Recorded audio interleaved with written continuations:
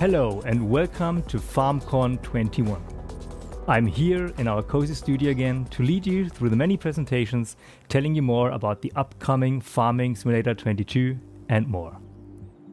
This year, we will be streaming the event in a compact format over 3 days instead of one super long day.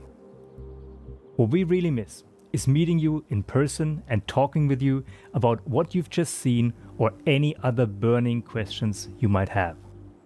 So, on each of the 3 evenings. Some of us will be available in special stage rooms on our Discord server during and after the show. Enter the URL below or scan the QR code with your phone. Don't worry, we show it more than once. If you watch us on Twitch, you should also keep an eye on the chat, because you will be able to take part in several raffles and even win a code for Farming Simulator 22 on PC, plus vouchers for dedicated FS19 servers hosted and sponsored by Nitrado. Yes, the Farming Simulator is scheduled to release on November 22nd. So before you ask, no, you won't be able to download or even play the game with the code before it comes out. But the game download will unlock on release day. So let's talk about Farming Simulator 22. It's our biggest and most ambitious farming simulator so far. The base game alone will already give you access to over 400 vehicles and tools. We have already announced seasonal changes, production chains, and 2 brand new maps, plus an improved version of the popular Erlengrad map from the FS19 Alpine Farming expansion. In the next few hours and days, we will reveal a lot more. Farming Simulator 22 will also be our first game we have self-published. This is super exciting for us because it means that in addition to developing Farming Simulator 22, we are also taking care of more steps of the product's journey from us to you, the customer. To do this, we had to create an internal publishing unit, and we knew that we had to hire experienced people who have done this before. We've asked them to provide us with a super serious, high-budget cinematic documentary video to explain to everyone what they are doing. So let's have a look, shall we? Giant Software is now a publisher. But what does it mean? Let's take a look inside our publishing department. You see these people? Well, basically, those guys and gals are responsible for making Farming Simulator available to you, the player. Whether you buy a box in the store or purchase it digitally, no external publisher necessary.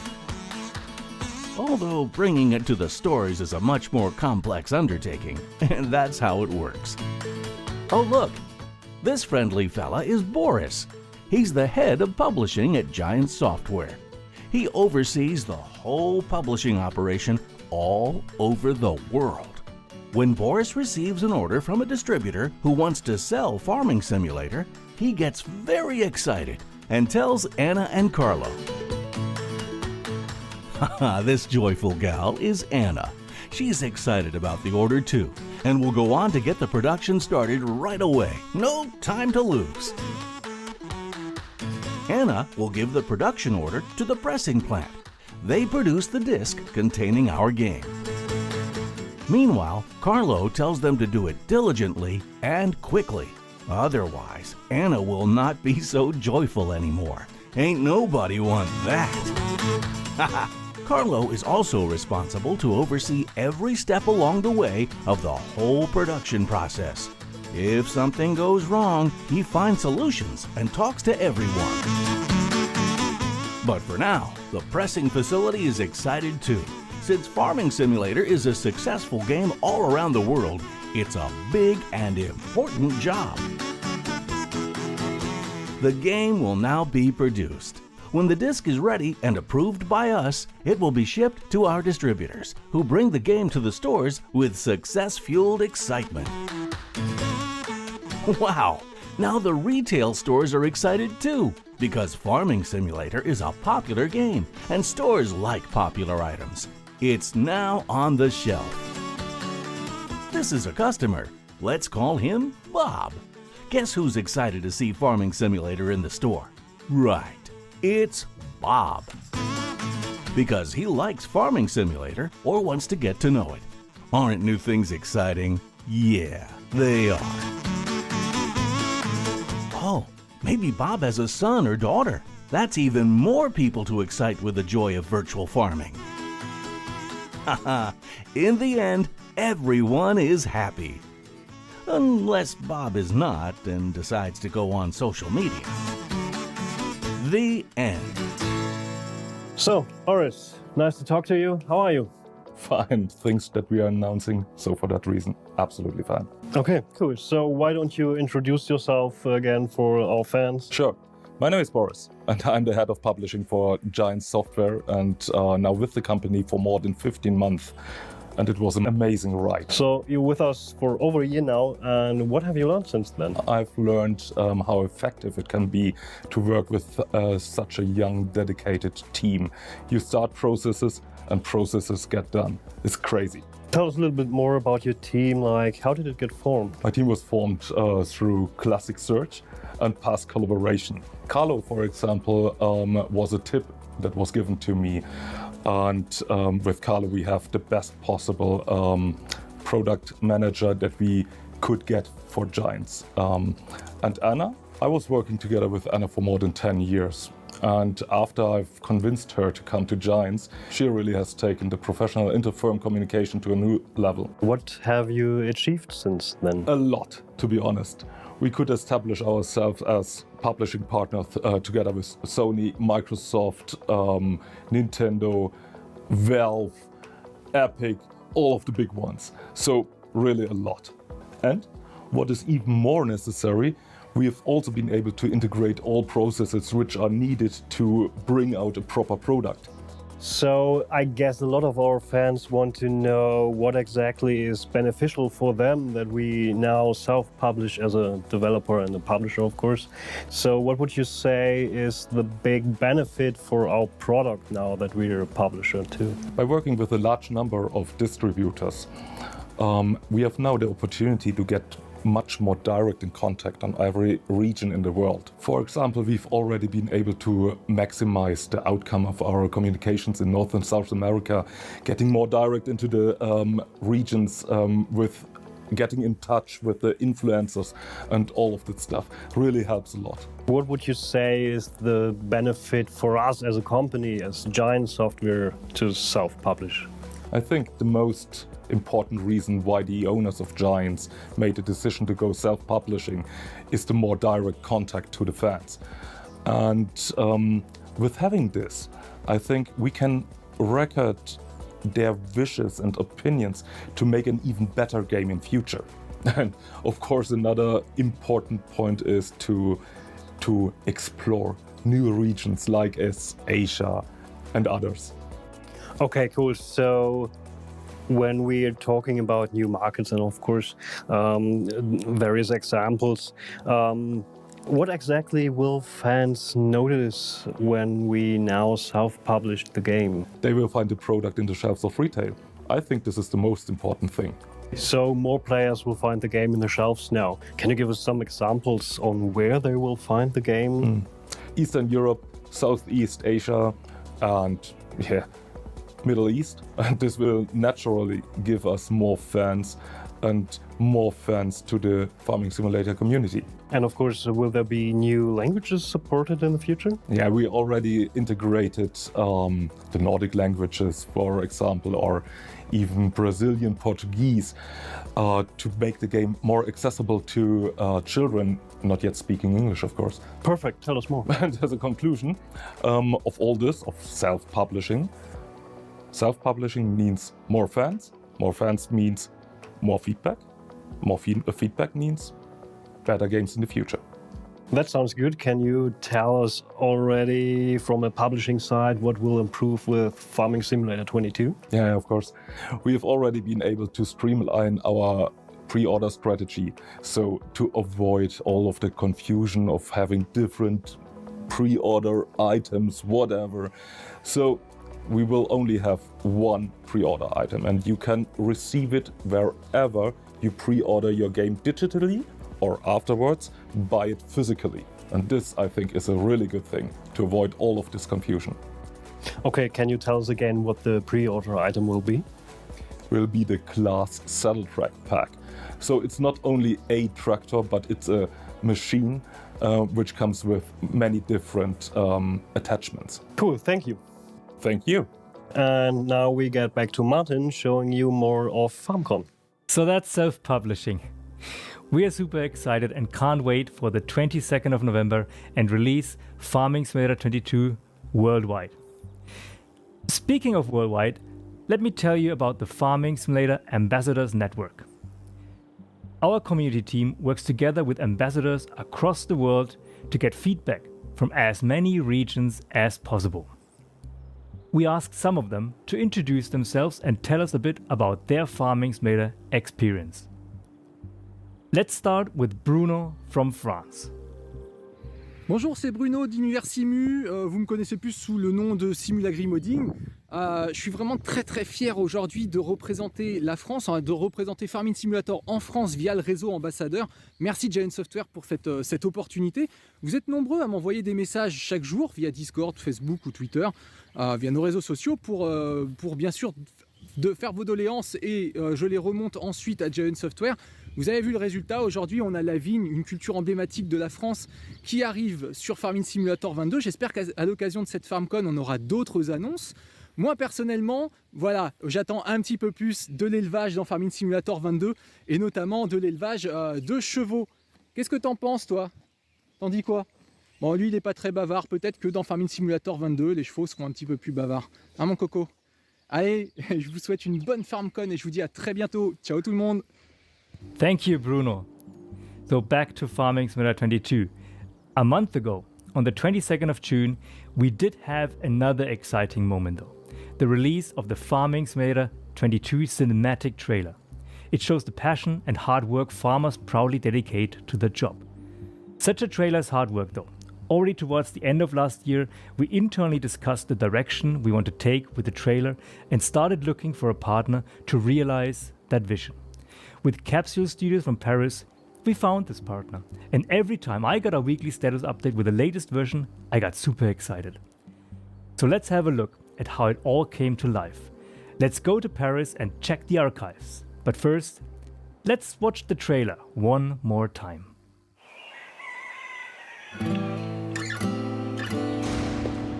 A wise man once said, to forget how to dig the soil, tend the earth, is to forget ourselves.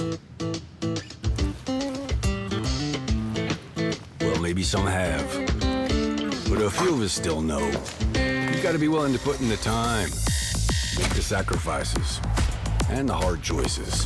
The job's got its perks, don't get me wrong. The sweet smell of the morning dew, the way the warm sun and the cool breeze can dance across your skin. But don't think it's a game.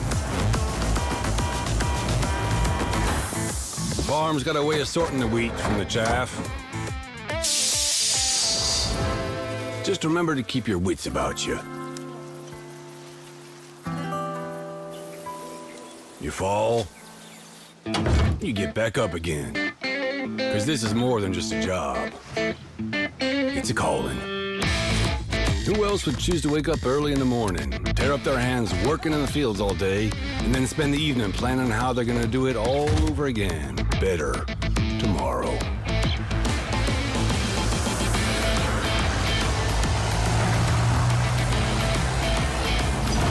Day after day. Season after season. Year after year. That's a calling that's never ending. It stretches far forward and back from us as long as farmers have been tending this earth. And farmers will be around as long as such a thing exists. Tomorrow is secured by those willing to dirty their hands today. So when you feel alone out there in the field, just remember, you're not.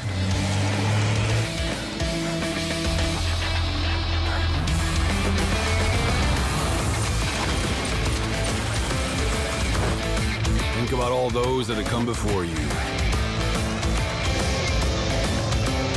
And all those that'll follow. Plant today. Harvest tomorrow. Merci beaucoup Martin. Bonjour à tous, je suis Stéphane Montel, cofondateur de Capsule Studio. Capsule est un studio d'animation basé à Paris, en France, et nous réalisons principalement des trailers et des cinématiques pour l'industrie du jeu vidéo. Ces derniers mois, nous avons eu l'occasion de collaborer avec Giants sur la réalisation du trailer pour Farming Simulator 22. Et toute l'équipe de Capsule est ravie d'avoir aujourd'hui l'occasion de vous présenter les coulisses de fabrication de ce trailer.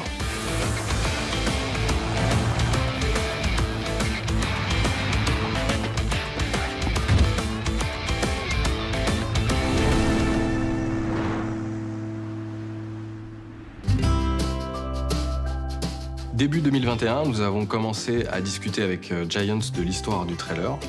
L'objectif n'était pas seulement de montrer les améliorations du prochain jeu, mais aussi de réussir à transmettre les émotions qui animent la communauté de joueurs. Pour beaucoup d'entre eux, l'agriculture est une véritable passion et Farming Simulator est le jeu qui respecte et capture cet engagement. Au regard des intentions, il était clair que nous devions imaginer une histoire avant tout humaine, une histoire qui parle de tradition, mais aussi de transmission entre les générations. D'un côté, nous avons le personnage de Jacob, c'est un agriculteur d'âge mûr qui doit en quelque sorte représenter la sagesse du fermier expérimenté. Et d'un autre côté, nous avons le personnage de Sophia, qui représente une nouvelle génération de fermiers, peut-être plus décontracté et moderne dans son attitude, mais tout aussi engagé. À partir de là, nous avons commencé à traduire nos idées sous la forme d'un storyboard. La mise en scène que nous avons imaginée cherche à mettre en contraste les approches très différentes du métier de fermier par nos deux personnages, pour au final révéler qu'il s'agit d'une histoire de famille, l'histoire d'un père et de sa fille et de leur passion commune pour l'agriculture. Avec l'équipe de Giants, nous avons eu beaucoup de discussions pour trouver le juste équilibre dans le ton de chaque personnage. Par exemple, Sophia, au début du film, a une attitude peut-être très décontractée vis-à-vis de ses responsabilités, mais il était important de trouver le juste milieu, de ne pas tomber dans le ridicule pour pouvoir par la suite faire évoluer son personnage et montrer son apprentissage. Le storyboard est vraiment la première brique d'un long processus de fabrication. À partir de là, une foule d'artistes vont collaborer ensemble pour donner vie à un film entièrement en animation 3D.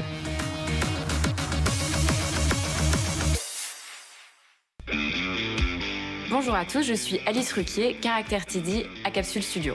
Créer un personnage en 3D en mesure d'être animé est un véritable travail d'orfèvre. C'est une tâche qui réunit une multitude de talents et de défis techniques et artistiques.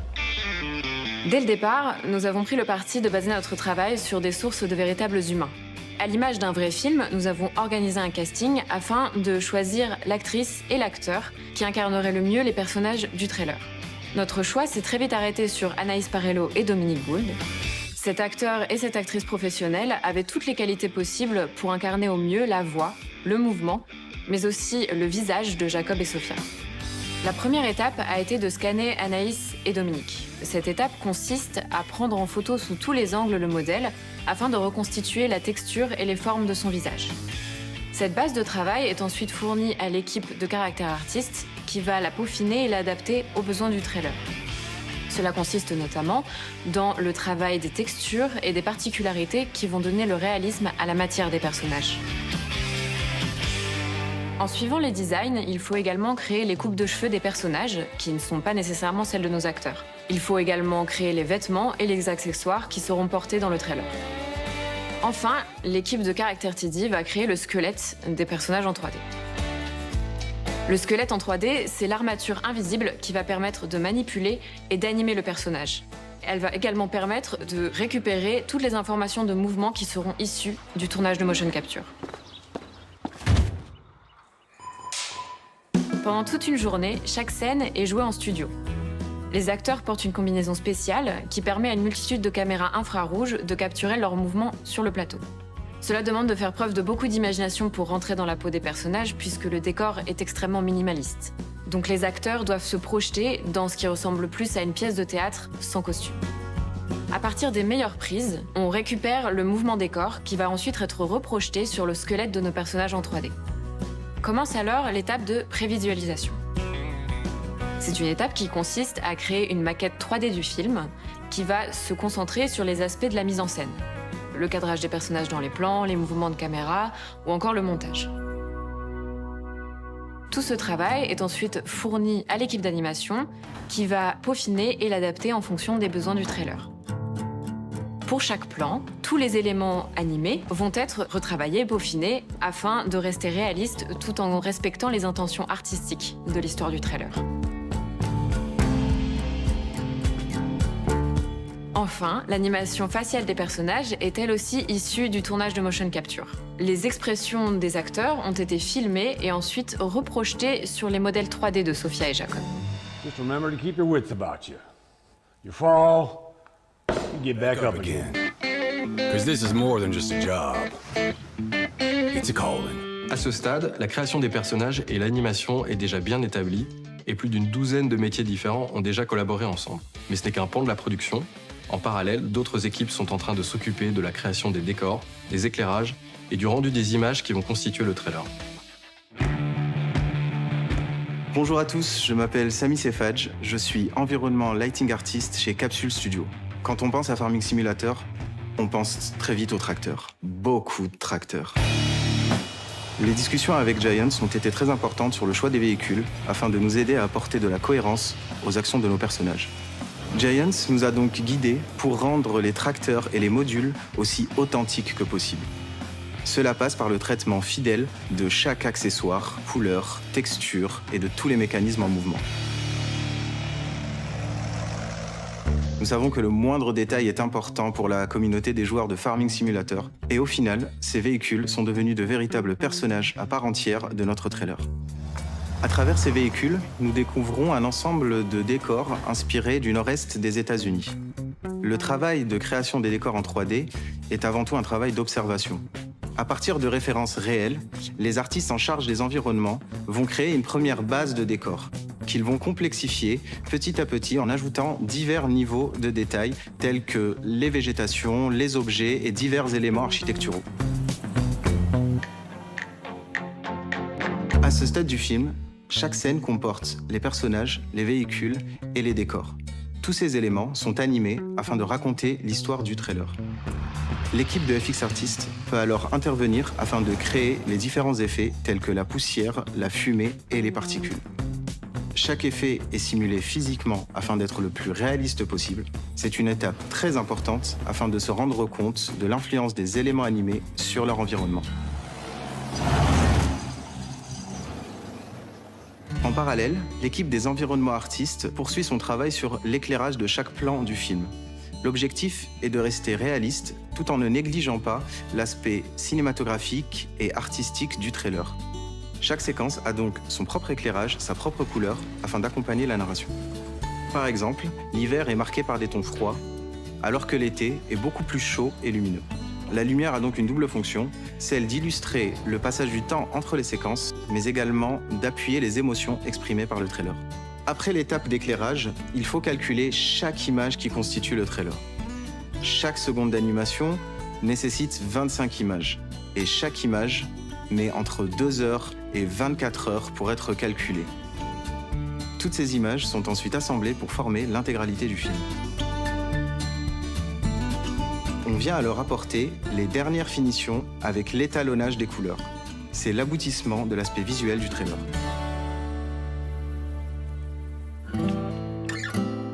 Pour terminer cette visite dans les coulisses de fabrication, il faut aussi faire mention du travail audio, car l'image doit être convaincante, mais aussi le son.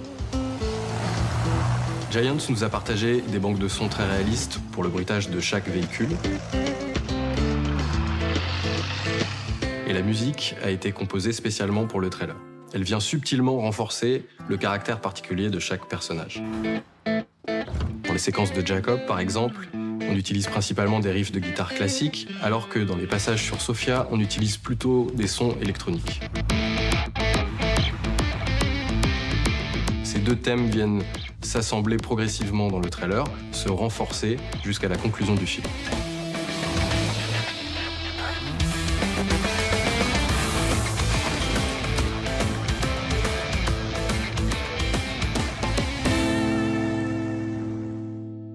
Au final, un tel projet aura fait collaborer une trentaine de personnes pendant 4 mois de travail intensif. C'est un véritable travail d'équipe entre Giants, Capsule et tous les différents intervenants. Quand vous mettez autant d'efforts dans une création, que ce soit un jeu ou un trailer, vous le faites dans l'espoir qu'il rencontre son public, qu'il fasse rêver les gens et lire les messages très positifs de la communauté nous a apporté énormément de satisfaction. Voilà, nous espérons que ce court voyage dans les coulisses de fabrication de ce trailer vous a plu et merci beaucoup d'avoir répondu à l'appel de Farming Simulator 22. We really enjoyed working on this trailer. Let us know how you liked it in the chat or on the official Farming Simulator Discord server. Up next is a topic I'm always very excited about. It's also always the first tough decision I have to make when playing a new farming simulator. Which map do I play on? Farming Simulator 22 will come with 3 beautiful maps in total. The popular Alpine map Erlengrad is making its return, and together with the 2 new detail-oriented environments, it will not be easy to decide where to begin. Today, we will introduce you to one of the new maps. We travel to the Midwest in the United States, and somewhere there, we will find our fictional town called Elm Creek. The person who currently spends the most time in Elm Creek is Florian Busse, and he will tell you now what farmers will find there. Isn't that right, Florian? Ja, natürlich. Ich habe unzählige Stunden. I work as a senior level designer at Giants, and I'm responsible for the visual and structural look of the US map for FS22. Needless to say, I have spent countless hours in Elm Creek. At Giant Software, we have specialists in 3D modeling, texturing, effects, audio, and more. Not to mention the game designers and programmers who then implement their vision in the game. Creating a map for Farming Simulator is a team effort. Wie Martin erwähnt hat. As Martin mentioned, Elm Creek is inspired by the American Midwest. We did some in-depth research when creating this map. In general, the US Midwest has a completely flat landscape, so it was difficult to find a region suitable for 2 times 2 kilometers. Just providing a flat rectangle would not be enough for us. So first we had to take a closer look at the landscape. After a while, we understood the diversity of the terrain. We also found hilly areas, rivers, and streams that cut deep notches into the landscape. Eventually, we created a combination of these terrain features within the authentic flat landscape. The most obvious difference compared to Ravenport in FS19, we have a flat landscape with no coastline. Instead, for example, Elm Creek has a hidden canyon with a cave, which contains rocks that we embedded seamlessly into the landscape.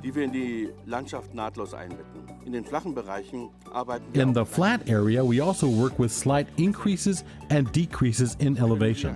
So you can drive under our railroad line, which goes straight through the land with its underpasses. And you can even drive over it when you come across the railroad bridge. Elm Creek features several bridges due to various rivers and streams that run throughout the map. However, the rivers are not deep and can also easily be crossed with a vehicle, so you won't feel restricted in your movement. This gives us the opportunity to add the necessary visual dynamics to the map, which should give it a subtle attraction through constant variation, rather than on a 2 times 2 kilometer flat plain, where interest is quickly lost. The focus of Elm Creek is on vast areas of farmland. There is no real town this time. We're actually more on the edges of town. There's a gas station, various small businesses, residential areas, and even a few slices of Americana, with a baseball stadium and bowling center. Dealing with a large draw distance presents a challenge to us. We have to make sure that buildings can be easily hidden in the distance. We need to reduce the number of objects to a minimum in order to be able to offer you a good frame rate, so that you can also play the game as smoothly as possible. Many buildings are visible over a long distance, so we can't just fade them out. With medium distance, we have the same problem with all objects and props that need a high distance visibility. This increases the number of generally visible objects enormously. We try to break the lines of sight with trees to allow clipping distances, that is, the imperceptible fade out of so many objects. There are other ways to reduce the amount of visual objects. If you just put trees in the center or use trees to hide stuff, it also increases the number of transparent areas because the branches and leaves of the trees are created by so-called alpha planes. That is, they are not 3D modeled, but 2D drawings with transparent backgrounds. Diese sind aber transparent. Und das bedeutet eine hohe Renderzeit für diese Objekte. Dazu haben diese Bäume. They also have quite a few polygons. After all, we want to present you with decent vegetation.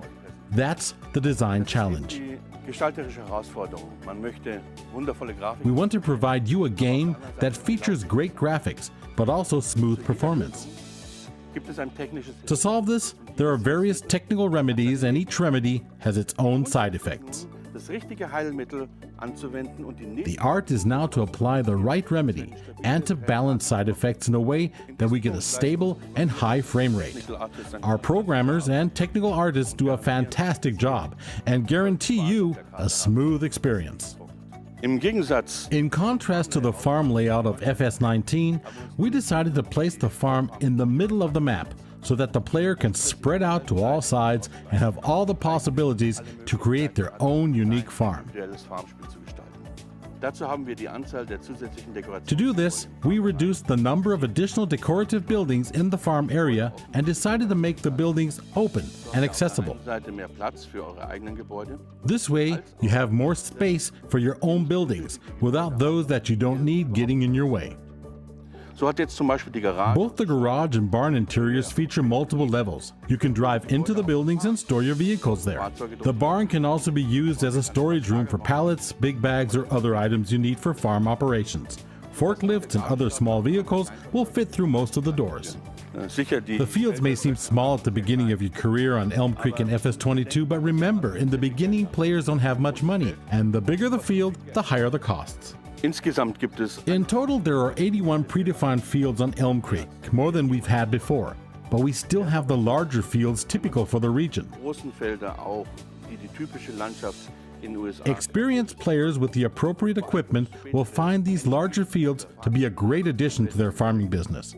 Setzt natürlich voraus, And as always, you will have the ability to merge or create fields at your own discretion. wirklich Felder miteinander zu kombinieren und zusammenzulegen. Und so könnt ihr aus kleineren Feldern größere Felder machen. Also Use a plow with Create Fields enabled and use your imagination to create your own unique landscape in Elm Creek.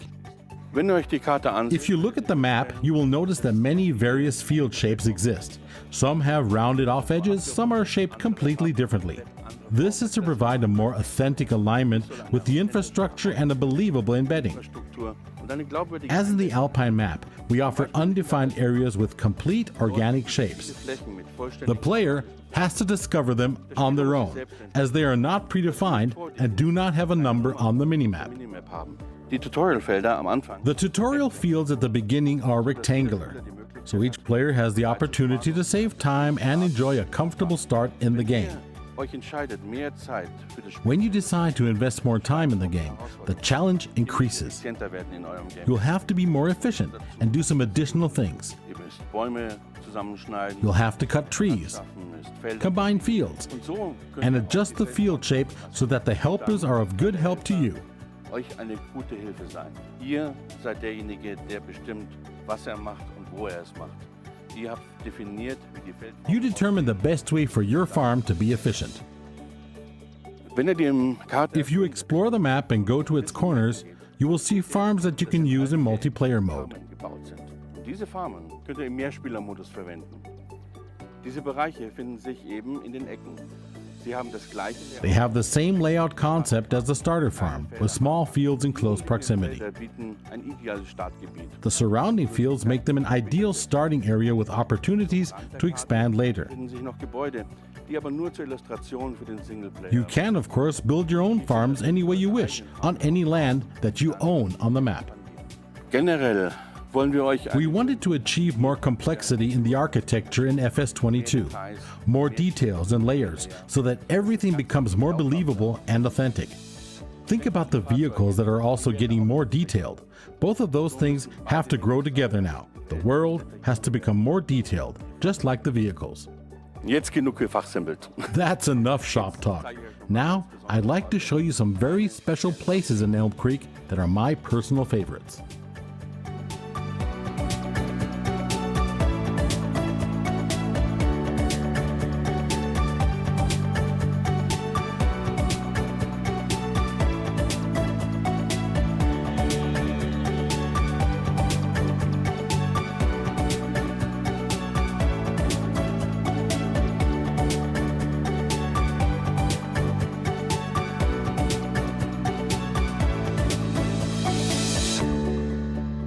Thank you, Florian.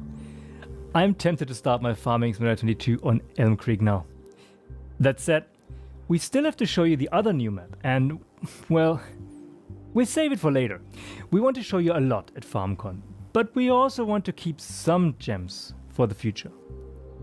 Something we did already announce in our very first announcement for Farming Simulator 22 were the seasonal changes. As much as it might be nice to have an endless summer like before, having alternating seasons and crop calendars adds more realism. But also complexity. We've thought about this a lot. How do we edit but also keep it fun for players who don't want to be told when they can or cannot do something? We think that we found a good solution, which will enhance the gameplay for everyone. Jos, your turn. Thanks, Martin, for having me. I'm Jos and I'm gameplay developer at Giants. I'll tell you something about the seasonal cycles in Farming Simulator 22. The seasonal cycles in Farming Simulator 22 bring a whole new level of gameplay. First, we have spring. In spring, the trees have vibrant colors and the brand new year starts. Then we have summer, where the plants mature and the trees darken. Afterwards, we get autumn with its darker colors and red and brown trees, depending on the tree type. And in the end, we have winter, where all the leaves fall from the trees and you get snow. A year is divided into 12 months. Every month is one day in the game. But you can still control how fast the day passes. This way, season can range from half an hour of game time up to a whole weekend. The biggest change in gameplay that comes with the seasonal cycles is the new crop calendar. The crop calendar decides whether you can plant barley or must stay with cotton. For example, the barley is a winter barley in our game, so you can only plant it in the autumn and it will grow until ripe summer. This way, throughout the year you have to decide whether you can plant something or you cannot. This adds a whole new level of gameplay and mechanics to the crop system. But there is more. Because of the varying times of harvest for each crop, you also get varying prices during the year. This way, it is not the best method to sell directly after harvesting. You should store your product and sell it a year after to get better prices. In the winter, we have snow, which you can remove with the snowplows to keep your yard clean. Also, grass does not grow in the winter, so if you have animals, you have to make sure you get enough food for them before the winter starts. If you don't like removing snow in the winter, or you don't have animals, you can choose to skip a whole day ahead, or even more than one day, to keep the pace to your game. There have been a lot of challenges in implementing this feature into the base game. We knew from the Seasons mod that this feature would be very popular, but a lot of people, they prefer freedom of planting whenever or harvesting whenever they want. That's why we wanted to find a middle ground that worked for every player in a wide player base. We also made changes to the game engine to add better performance to our new growth system. Adding toggles to our game adds complexity due to the possible scenarios that we have to test and balance. We also added new changes to our game engine to add more performant growth and more reliable growth. We also updated our maps to take full advantage of the new changes with the seasons. We added snowmen, we added snow on roofs, and we added many items that depend on the current season. We hope you have fun with our new snowman. Mod makers can also adjust their mods to the new system. Map makers, for example, can add objects to the game that are only visible in the summer, for example a barbecue. They can also define exactly where snow falls and does not fall, and when the lights turn on and off. With the new environment tab in the editor, it is also possible to change the light intensity based on the season. With the new environment tab, it is also possible to control when objects are visible and are not visible, much easier than before. On top of all this, map makers can define where their map is located in the world. They can do this by adjusting the location in the world and adding a new weather and crop calendar. This way, you can define that in the south of the world, your sugarcane grows much faster than in the north. It is also possible to add new integrations into the seasonal cycles for your mods. And we hope to see a lot of new gameplay features being added based on the time of the year. I'm interested to hear what you think about these new features, and if you have questions, you can ask them in the upcoming Q&A. Back to FarmCon.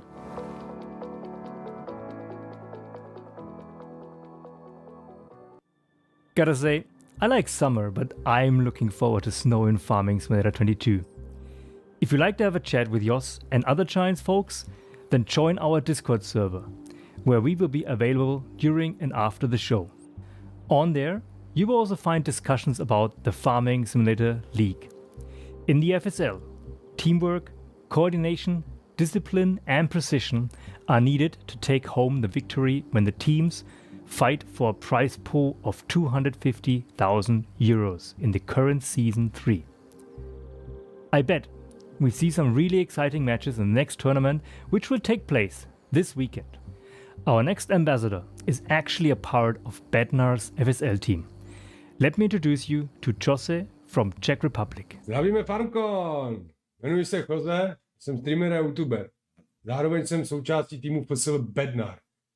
Giant mi dal pár minut, abych vám řekl pár slov. Tímto jim chci poděkovat, že mi dali možnost vytvořit českou komunitu, která je úžasná.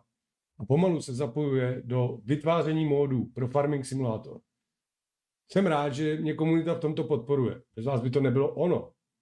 A nakonec chci poděkovat veškeré komunitě Farming Simulator, že vůbec existuje. A jsem rád, že jsem její součástí. Takže se mějte krásně. Ahoj! Coordination and precision. Precision and farming. Precision farming. This transition was almost too easy. Back in 2020, we've announced our partnership with EIT Food and John Deere to develop a precision farming mod together. Your feedback was astonishing, and we are glad to say that we will continue working on it, and we're happy to announce precision farming will return in Farming Simulator 22. But for those of you who are perhaps unfamiliar with precision farming and what it adds to Farming Simulator, let's start with a quick summary of the project. To start taking samples of your soil, you'll need two things: the John Deere Gainer and the Iceria Scout.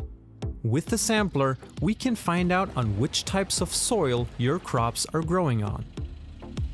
Let's take a look at the new Precision Farming tab in the menu.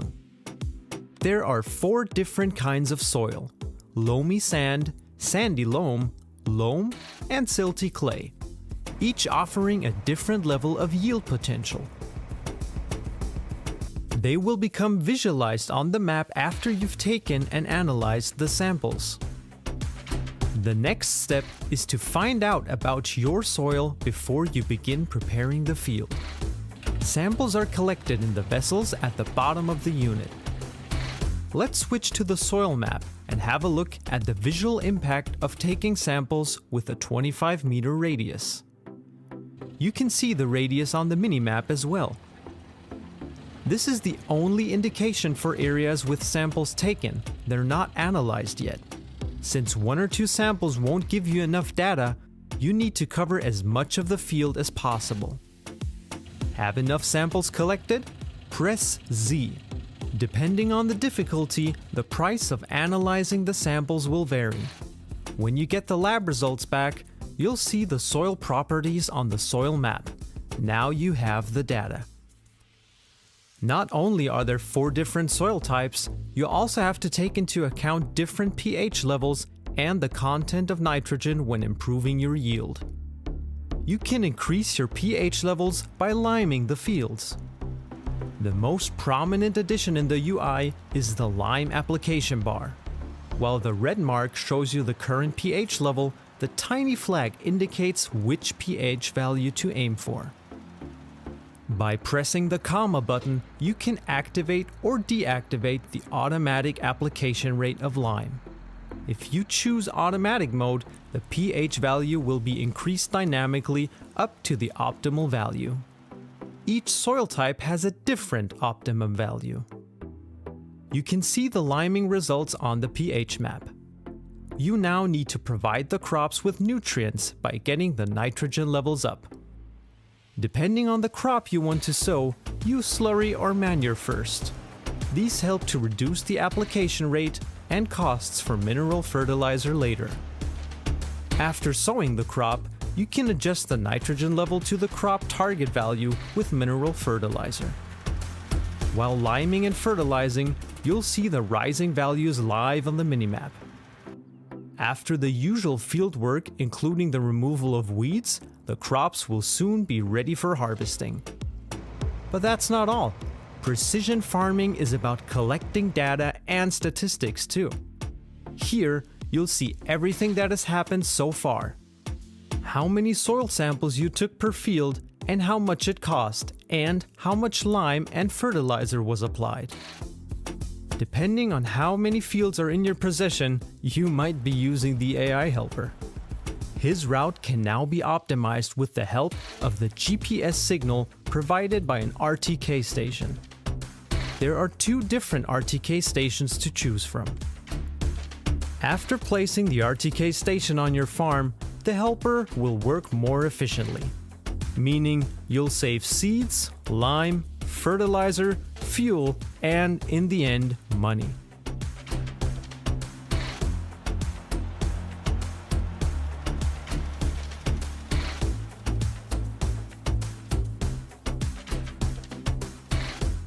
We've invited Dr. Thomas Engel from John Deere to tell us more about the plans. I'll hand over to my colleague Stefan Maurus, who was also deeply involved in the project.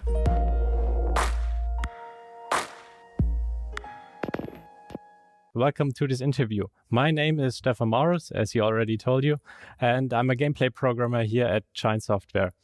And now it's all about the Precision Farming DLC. Some of you might know this already, but this DLC was not only developed by us, it was also developed with some others. And one of them is John Deere. And this leads us to our special guest today. It's Dr. Thomas Engel from John Deere. Yeah, thank you. I'm glad to be here and talk about precision farming. My name is Thomas Engel. I'm also a farm boy. I grew up on a farm. I studied agricultural sciences in München, Weinstefan, and then I stayed there as assistant professor, and that was in the 90s. And at that time, we had already our first precision farming project. Nobody talked outside the university about that, and we did already use GPS at that time. And after that, I joined in 97. I joined class and introduced the first precision farming products into the market, yield mapping especially. And then in 2000, I joined Deere. So I'm now 21 years with John Deere.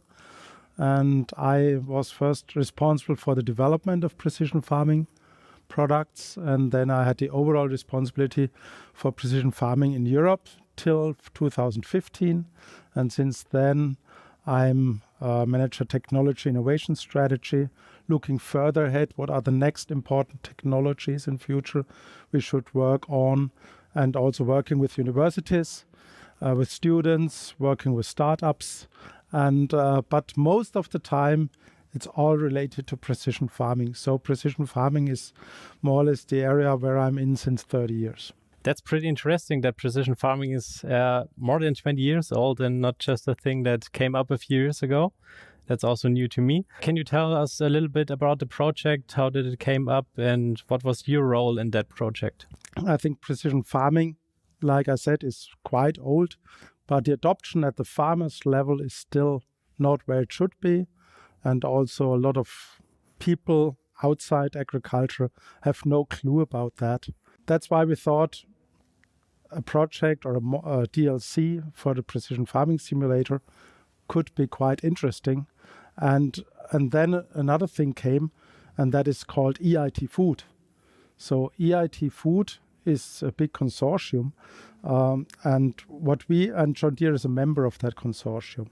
So first of all, EIT, what is EIT? EIT is the European Institute for Innovation and Technology located in Budapest in Hungary. And these EIT, they give EU money for different funding areas, and they initiated so-called KICs, knowledge and innovation communities, with partners from industry, from universities, from RTOs like Fraunhofer in Germany. So typically these kicks are 50 to 100 partner companies and universities for a specific area. And one area is EIT food, so the food chain, starting with primary production on the farm level up to the consumer. And the idea is just to improve overall the knowledge about food, how it's produced, but also changing nutrition habits of consumers. And so we thought this sounds an opportunity to get funding for that, because precision farming, people should know more about that. They should know more about it. And that's why we applied for a project there with several partners. And yes, it was accepted. And so we started that project last year and finally got, as a result, a DLC. Yeah, so it's also, in my opinion, really important to tell the people that farming is, a lot more than we tell in the game. In our game, most of the things are really simplified to make the game enjoyable, and so it's fun playing it. And also the Precision Farming DLC aims also for that fun. So it's also a bit simplified, but tells the people that it's more than a simple process that farmers are doing out there. Yeah, I think what our goal of the project was really, first of all, telling people what is precision farming and what is the difference to traditional farming. Traditionally, a farmer, he has a field and he grows one crop, sugar beets or wheat, and does on the whole field everywhere the same. But we know from the early days of precision farming, when we had the first yield mapping, so a sensor on the combine that measures yield, that we have a huge variety. We have areas of the field where the yield is double as high as other areas. And the reason is either soil differences, landscape plays a role. On top of a hill, you typically have less water, and water is running off. In the valley, do you have enough or more than enough water? So typically, you have a lot of yield differences, and so we think you need to, therefore, do a variable rate application, like we call it. So, and that's how it all. Let's say all these ideas came together. We say we need to when we have a high yield and we do just, let's say, the average fertilization, then eventually we haven't applied enough fertilizer. If we have a low yield, we have applied too much, and that's bad for the environment. And so that nitrate will go to the groundwater. And so therefore, I think we need to change that. And with that, we also think we can, on the top yield areas, we still can increase yield and we can improve quality of the crop, and it is good for the environment. So overall, a win-win situation for the farmer, for the customer, because he gets a higher quality product, and also for the environment. Yeah, that was also a new thing to me. So that if you got lower yield, you have to apply less fertilizer. I mean, I thought it would be, you have lower yield, you apply more fertilizer, and then you have more yield in general, so you match the field. But it's, exactly the opposite. So that was also new to me as a developer of the game. So. Yeah, I think it depends. So if the low yield is related to sandy soil with less water capacity, etc., then you need to reduce. If there could be other reasons like compaction or any other reasons, but normally it's the soil. And therefore, I think to have the soil maps is key for precision farming. The general image of farmers is, let's say, not the best, but it seems like that farming is a lot more than most of the people think. Yeah, I think that image problem that farming has was one of the reasons why we applied for that project. Because in that project, one of the goals is to raise awareness, how food is produced, and also improve knowledge about food production. People think farming 50 years ago, the small family-owned farm with a few cows and a few pigs and everything, that was the perfect farming. But first of all, nobody could with that size of farming produce the food as for that low price where it is at the moment. So, and on the other hand, we know that we have really, with modern farming technology, this is much better for the environment. And like I said before, less nitrate leaching to the groundwater. One of the reasons why we have too much nitrate in the groundwater is that traditional farming, that we treat the whole field the same. And therefore you have a surplus of nitrogen in some areas, and that goes to the groundwater. Modern farming is much better and is much more sustainable than previous farming. And therefore, I think it's important that I know that. I don't think we need to turn the clock backwards like it was 50 years ago. No, we need to ensure that more precision farming technologies are adopted by the farmers. And that's why we say, okay, we want to, first of all, improve knowledge for under young farmers about precision farming. They learn that nowadays in universities, etc. But also some kids should know about that, and some are also multipliers in their families. So modern farming and precision farming is good for the environment and produces high quality food. And also, so a game is like a really good way to tell the people in a fun way that there is more. That's why we thought we reach a wide audience, and for us, I think, and probably we didn't talk about that yet, as John Deere, it's also important that everybody understands that John Deere, our goal is more than just selling and producing machinery. Part of our higher purpose are 4 principles, and one of the principles is we are evergreen, green as our color, and also green as for nature. So we are evergreen as stewards for land, air, and water that sustains us. So we think more. We not only think about producing machines.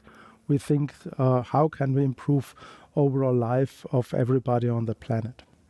That's really interesting that it's not, that's a lot more than just great tractors in John Deere. So in the project, there were also other parties involved, like you said, universities already. Can you tell us a little bit more about that? Yeah, I think in these projects, you need to have, like in all EU-based projects, you need to have partners from several countries, from several areas. And so in that case, we said, okay, we need education. We need also universities involved. So I think we looked for partners and found partners. One is University of Hohenheim, located close to Stuttgart, one of the largest universities for agriculture in Germany. Then we have the University of Reading, close to London, also a famous agricultural university. And they worked with students and discussed the DLC and what should be in such a module in a game. How could we implement the ideas of precision farming in a game? So they delivered feedback. We had sessions with them, workshops. That's one thing. Then we have Grupo AN from Spain. So we also have covered Southern Europe. They are a big cooperative and they have more than 30,000 farmers as members. So they delivered also. We had sessions with young farmers there. They also delivered input into that and gave us constructive feedback. Since this year, it is now the second year of the project, which just started. We also have the Institute for Animal Reproduction and Food Research from the Polish Academy of Sciences. So with that, we cover also, let's say, young farmers in Eastern Europe, but also we cover with that the research side and the communication side, so that we also make that product and that module or increase awareness not only in Western and Southern, but also in Eastern Europe, so that we have a good representation of all areas. And finally, clearly we needed somebody to implement that or to develop that module or that DLC. and that was clear. We needed to work with you guys because I think Giants is definitely the most advanced and best software in the farming simulator world, and I think also by far the biggest player there. So there was no question, and luckily we were able to convince you to work with us, and we are really happy about this first DLC that was finally published end of last year, and it really. I think it is a great product. And also from our side, it was a really good cooperation with all these partners together, and it helped us really well to develop this mod and also to have the knowledge of them, to help us to make it as realistic as possible. For example, like the nitrogen values and so on, so that they are matching the reality. So yeah, let's talk a little bit about the first version of the precision farming module. Can you tell us a little bit about the features we've implemented? Yes, sure. I think, first of all, we need to understand that all what we do when we do variable rate applications is based on precise location in the field. And therefore, we need GNSS, we need global navigation satellite systems like GPS, but nowadays we also use GLONASS, the Russian system. We use Galileo with our receivers, and with that we can locate the machine with an accuracy of 2 centimeters in the field. And so we said with that, with so-called RTK base stations, we want to do that so that everybody understands with that we can steer the machine automatically very accurate without any overlap. So we added RTK base stations to the game. Then, like I said, at the beginning, we need to understand what the differences in the field are, what the soil differences in the field are. Therefore, first, the player has to take soil samples, and then they are analyzed in the lab, and then you get a nice map of the soil with the different soil types. And based on the soil types, you also get values like the pH value of the soil and also the nitrogen content of the soil. And based on that, then you start working in the field. Clearly, you need to seed first, but before that, typically you apply lime, and lime to compensate for the wrong pH value. So every soil type needs a specific pH value, because let's say when you have a sandy soil, it should be lower, and when you have a more heavy soil, then also you need a higher pH value, because this also helps to build structure, that the soil is better for the crops. So every soil type has its goal, its pH target value, and therefore you start spreading lime, and with that you can then bring it to the specific value where it should be. Then after seeding, you also need to do fertilizing. So we have here two areas. We have organic fertilizer, which you can apply this. You still apply uniformly. Before the lime, you can change in the field based on the soil types. In the first type of the module, we just said, okay, for manure, we just organic fertilizer. We do everywhere the same, and then we do the rest with a mineral fertilizer that could be granular or could be fluid fertilizer, and then you just bring it up to the level where it should be for that area in the field. So this is our fertilizing is a big area because it's also so sensitive for the nature, for the environment. And then finally you need to harvest, and then during harvesting you get a yield map, and you see the differences of the yield in the field. That's where precision farming originally from the idea started 25 years ago, that you have this yield map and understand how much variance you have in the field. And then finally, when you have done variable rate applications, you also have different types of costs. You have a different income level with different yields, and you have different costs. So you also at the end get an economic analysis about what you have, how much money you made on your field with your precision farming activities. Yeah, I think that was also really well received by the community. We got really good feedback about the analysis about what you have done to reach that yield. Because in the base game, you don't have any information. You just see that you harvested, one tipper full of wheat, but nothing more. And now you see directly on the field where are the good spots, where the bad, and all this list of costs. So it was also well received by the community. And in general, the feedback from the community was really good about the first module. We received, we got now almost 1 million downloads. So that's really impressive. That's great. Huh? Yeah, and also the feedback in the forums on the social media channels is really good. And they're also looking forward to the second module that may come. Can we tell them a little bit about what we plan to do? Yeah, I think we just started to work on that or further define that second module. We applied again with EIT Food for another year of funding, and we just recently got approval for that. So it's great that we can further work on that. And we already decided that it doesn't make any sense to make that second module for the Farming Simulator 19. So it will be based on the Farming Simulator 22. So that is probably the first information or the first decision that already is made. And then on a high level, we already also decided what additional features we want to add. And on a high level, we can say we also looked into the feedback from the community. So before we really started to talk about new features, we analyzed the feedback from the players, from the gamers. We analyzed, we presented it again to students, to young farmers. We discussed it at the academia level with the professors at the universities, etc.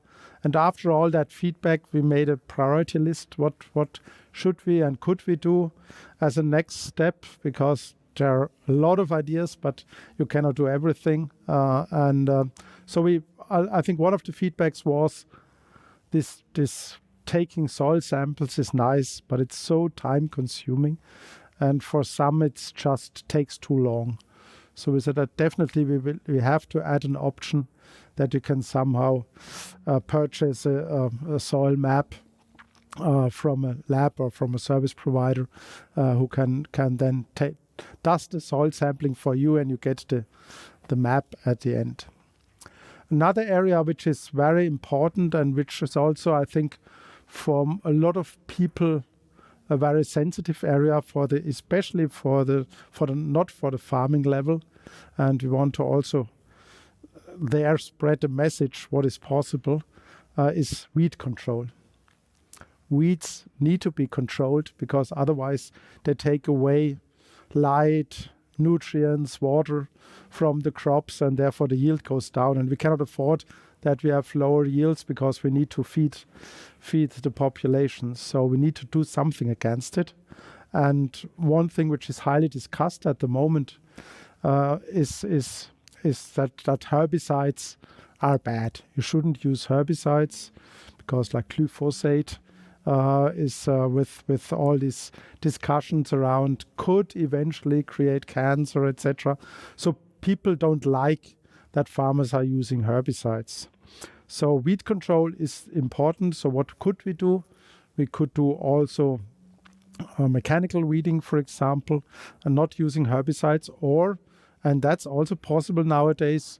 I think we would like from the John Deere side add a feature called See and Spray, that you have cameras on the spray boom, and the cameras detect weeds, and only where weeds are, then the sprayer sprays, and all the rest is not sprayed.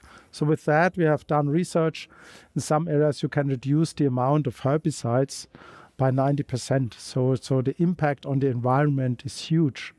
And also, therefore, I think this is definitely a topic which is good not only for the farmers, but also for the community. And then the third area is again related to sustainable farming, making farming more sustainable, is still further define nitrogen fertilization. because we do it at the moment. We spray mineral fertilizer or spread that, and but based on the yield potential, and that is good. It's already an improvement. But nitrogen is very dynamic. So in the soil, you have the mineralization of organic matter. So the soil delivers nitrogen. That depends on temperatures, on water, on a lot of factors. So just taking the soil into account is not enough. So we need to also have a sensor that looks on the crop. So when you drive over the field, you have the crop, and then when you with a sensor, you can measure the nutrient status of that crop, and then directly during driving over, change the amount of nitrogen. That's one thing. And also manure, slurry manure is also it's not really homogeneous. So also there you can add sensors, so high-tech sensors, near-infrared sensors, to measure the nutrient content and adjust that. So these are a few things where we think we are worthwhile to look deeper into that and to figure out how could that be implemented in an easy and fun way, and but also to show, again, sustainability is the most important thing, to improve our image, and also not only the image, but to really do something good for the environment, and not reducing just yields. Because when you just say we are not allowed to spread the fertilizer, or we need to reduce it by 20%, then the yield goes down, and how could we then feed the growing population? So we need to ensure, even with lower and less nitrogen, that we reach the same or even higher yields.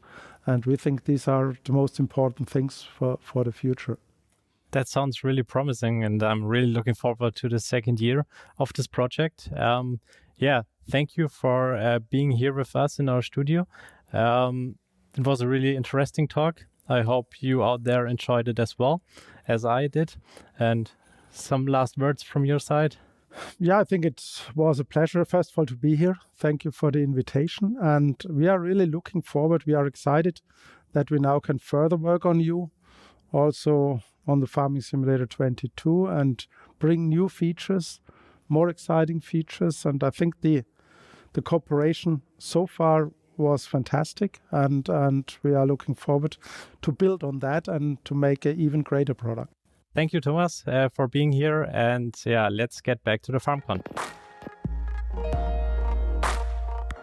Isn't this great news? Precision farming will also come as a downloadable mod for Farming Simulator 22 after launch. And just in case you forgot, the game will launch on November 22nd this year on PC, Mac, PlayStation 4 and PlayStation 5, Xbox Series X and S, as well as Xbox One and Stadia. You can already pre-order digitally or at retail. Depending on your region, the game boxes will have a different tractor on the front. Speaking of boxes, let's not forget about our collector's edition, which comes with a working USB beacon light. You plug it in, and when you activate the beacon lights within Farming Simulator 22, they start to light up, and they stop when you deactivate them in the game again. How cool is that? We're coming towards the end of the first day of FarmCon 21, but don't leave yet. So, we have had a detailed look at Elm Creek and the seasonal changes feature of Farming Simulator 22. We showed you what it means for you and us that we are self-publishing the game now. We've had an exciting behind-the-scenes feature of the cinematic intro of Farming Simulator 22. But what would be a FarmCon without the direct contact with you? Let me invite you to our Discord server, where some of us will be available in special FarmCon rooms to answer questions and have discussions with you. However, there's one catch. We cannot answer everything today yet, because we will have a great program for tomorrow's FarmCon too. It's July 22nd after all, and we have reserved a lot of time for Stefan Maurus, Marius Hofmann and Kenneth Burgess to show you a lot of changes, both big and small, as well as new features which will make it into Farming Simulator 22. I am really looking forward to this, because at every FarmCon I notice that often the smaller features which don't make it into the headlines are the ones that are super important for you. Thomas Brunner will also show you how the Giants Engine 9 powers the game and will most likely throw around a lot of technical words I have never heard before, but which will make the game look great. At the end of the day, tomorrow, we will also spend some time answering a lot of questions we've got in the last few weeks in a special Q&A segment. So let's head over to Discord now and have a chat. Otherwise, see you tomorrow.